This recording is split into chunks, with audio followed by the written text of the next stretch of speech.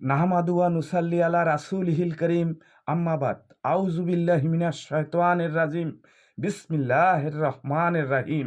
সকল প্রশংসা সেই মহান আল্লাহ তাআলার জন্য, যিনি সমস্ত পৃথিবী সৃষ্টি করে এই মানব জাতিকে ভালোবেসে 18,000 মখলুকাতকে সুন্দরভাবে পরিচালনা করিতেছেন।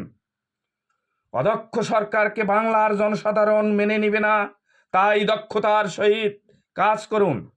জনসাধারণের জানমাল দ্রব্যমূল্যের ঊর্ধ্বগতি রোধ করুন, যেমন চাল, ডাল, আটা, ময়দা, চিনি, ডিম, দুধ, মাছ, মাংস, সর্বপ্রকার ঔষধপত্র ও শীতের কাপড় চোপড় ইত্যাদি সকল দ্রব্যের দাম জনসাধারণের নাগালের মধ্যে রাখার জন্য বাজার তদারকি ও মনিটরিং করার জন্য দক্ষ সৎ ব্যক্তি নিয়োগ করা হোক।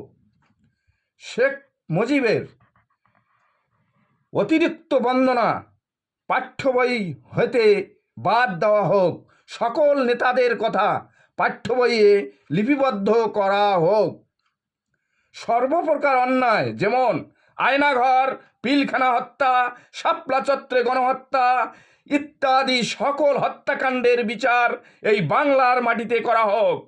তারেক জিয়াকে বলছি, নির্বাচনে আসতে চাইলে বাঙালি জাতির কাছে ক্ষমা চাইতে হবে।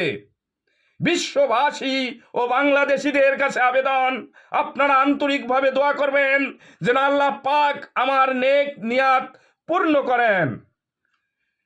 সবাইকে আবার ও আন্তরিকভাবে সালাম, আসসালামু আলাইকুম।